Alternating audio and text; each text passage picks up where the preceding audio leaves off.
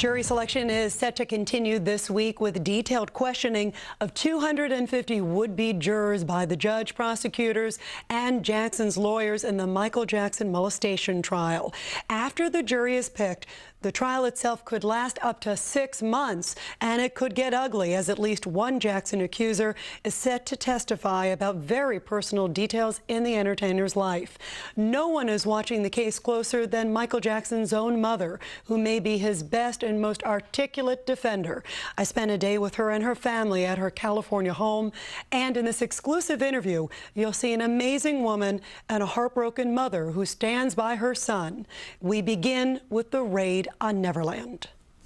And I saw that line of cars, I should say a convoy, going into his ranch to do a search. I was shocked, I was devastated. I didn't know what was going on, and it was really, I felt it was stupid. And from that moment on, I haven't had a minute of peace, a minute of rest. I can't even sleep at night from thinking about it. These charges, though, are very serious. When you look at child molestation, conspiracy, your son could face 20 years in prison. Yes, he could. How tough is that for you as a mother to think about that? Well, it's hard for me to think about it because I know he haven't done anything. He don't deserve to go to prison because haven't. But I don't put it past them to try to railroad him or plant something on him. How did he tell you the news? He didn't. I heard it on television. And then we all rushed down there, and we just embraced him, and he just talked about it.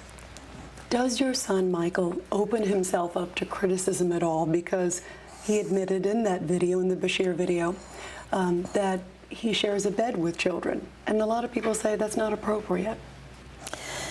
He didn't say, what he meant is he share his room with them. He sleep on the floor. People get the wrong impression. And if you have a dirty mind, that's how you're going to think. And most of the world is like that. So you don't believe he was touching them inappropriately? No, not at all. Is he nervous? Because this has got to be scary. I'm sure he must be worried because I'm worried in it, and it's him that is happening to, and I'm sure he is.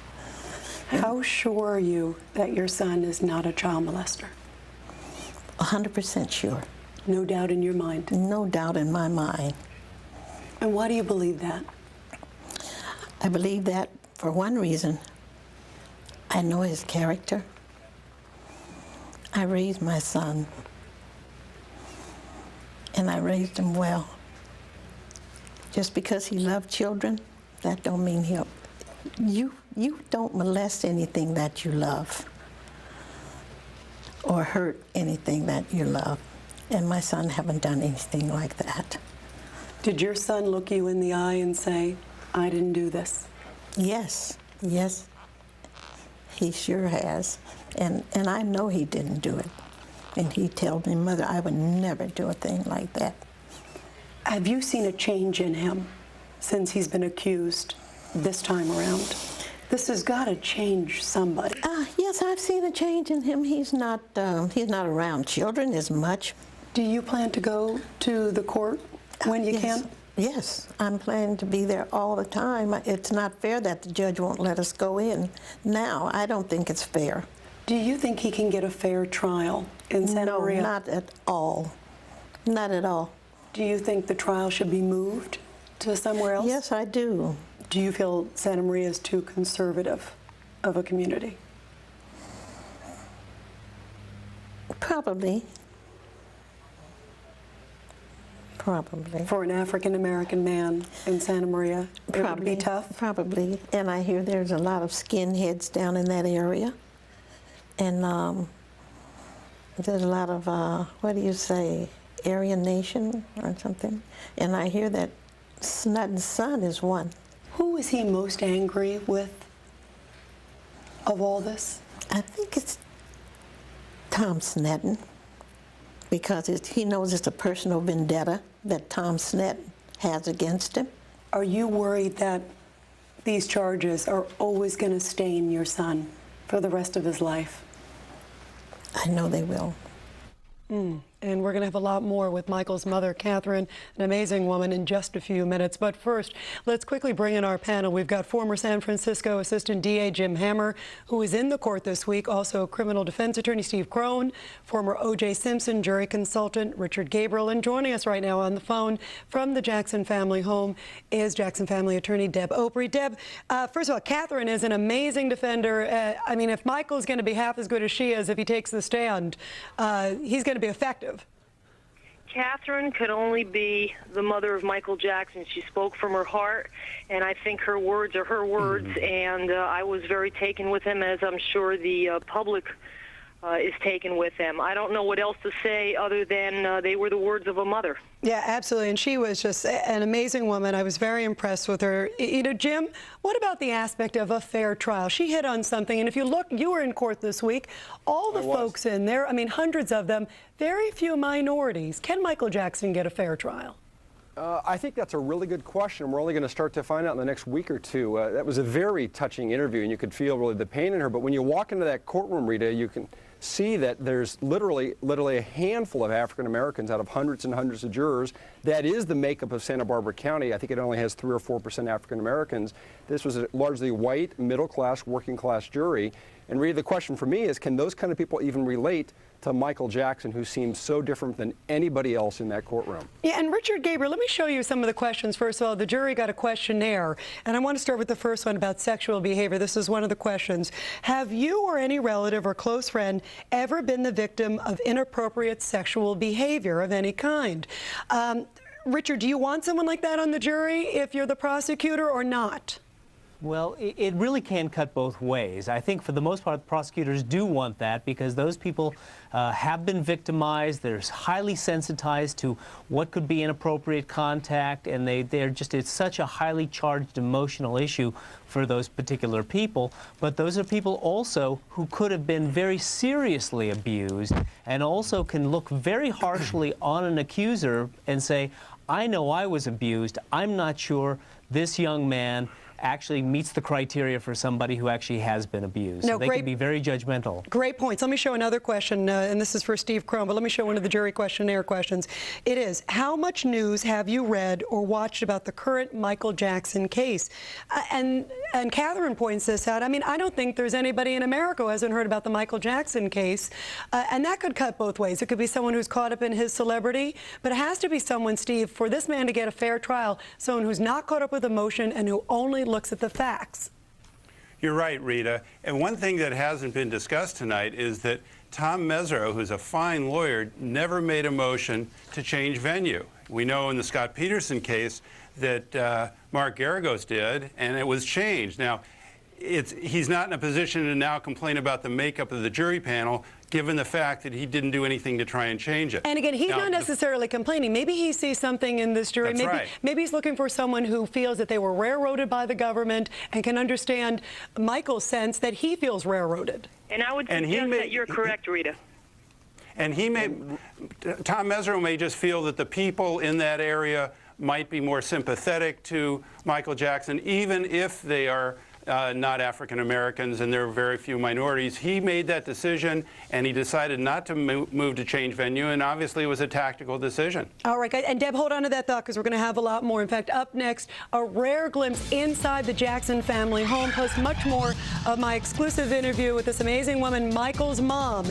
And then, remembering Ronald Reagan on the eve of his 94th birthday. We'll show you some new details about the Gipper. That's all coming up. Stay tuned.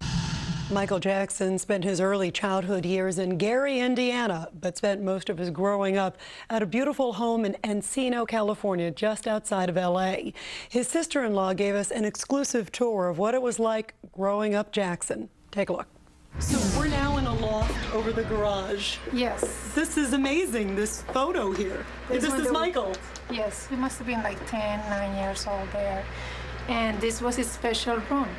He'd put everybody out, and he wouldn't let nobody come in here until he finished all these pictures.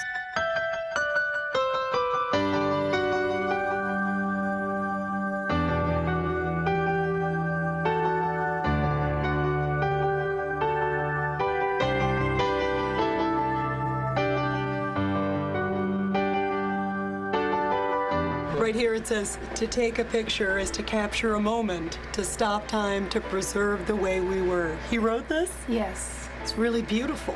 Over here, I see tons of photos just plastered up against the wall. Michael did all of this? All of this. And there's more with all his friends, and his mom's license right there. What does she think of the picture? Oh, she loves it. No, she just, she don't like it. This is his mother's driver's license. Yes, this is Michael's report card. You can see all A's. Except, what is this work habits? There's a few E's in work habits. Excellent. Oh, E for excellent, okay. Excellent. What is this room? What do you call this room? This is called the sinking living room. We put the fireplace, and we're not too much here. Tell me about the clock. I think the clock was brought from London that belongs to a church, and he fell in love and they gave it to him. This is a beautiful dining room. Thank you. Here is where we all get together and we put tables in each part so we could all sit down when we have family day. Because the family's a big family, you need a lot of chairs. Oh yes, definitely. And then we do it, we open the doors and we do it between inside and outside. Thanksgiving, you know. It's beautiful. And our thanks to Alejandro Jackson for that tour. We got that tour after we interviewed Michael's mom, Katherine, who told me she feels in part responsible for the dilemma that her son is in right now.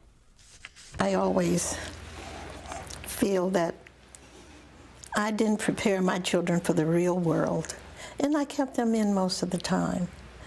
And even after, and then right after then, they went into show business. Did Michael maybe miss out in his childhood a little bit because he became a star so quick? Yes, he did. He missed out on it a lot because he was, by him being the lead singer, he was in the studio a lot. How tough is it to hear some of the things that they call your son, Wacko Jacko?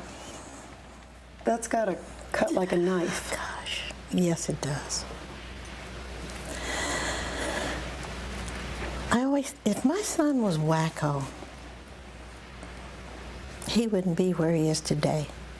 Some people say someone who does plastic surgery and loves kids, he's different. You got to admit he's different than the average person.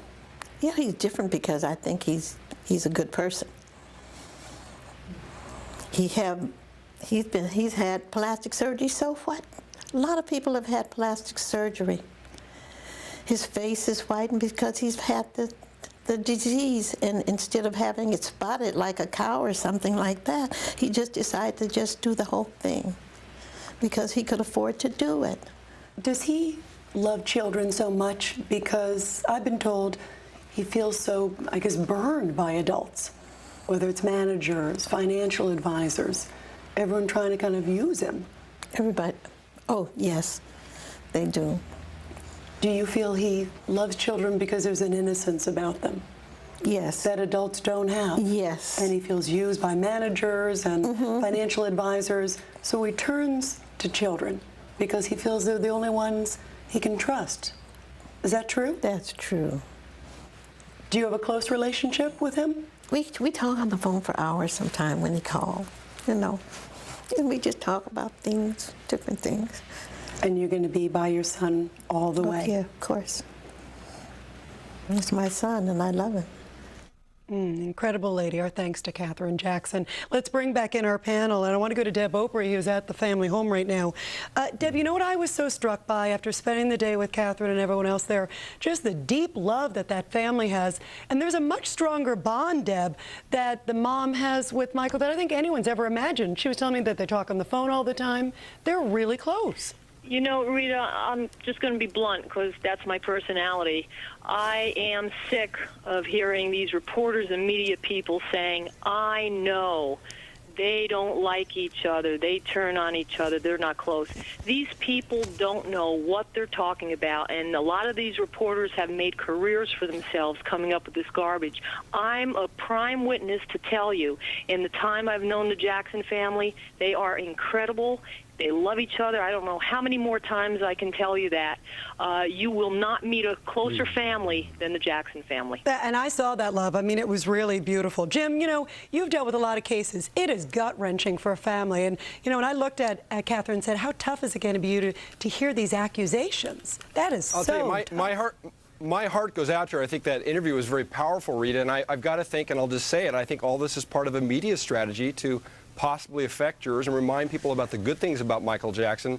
It's one of the prime defenses in this case, that his character is such that he would never hurt a kid, and I think if they get 1 or 2 jurors to believe that, Rita, that could save him from a conviction in this case. And real quick, Richard Gabriel, the distinction is you got to get somebody on the juror who says, look, maybe he isn't like me or you, but on the other hand, does that make him a molester? That's what the defense is looking for, someone who can separate, right?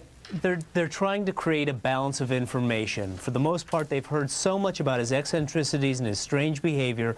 The prosecution is hoping that strange behavior equates to a pattern of pedophilia. The defense wants to say he's a human being. He's got a lot of family love. Okay, guys. He would not hurt kids. That's it. Thank you very much. And again, our thanks to Katherine Jackson for an amazing interview. We're going to have Ronald Reagan's story coming up.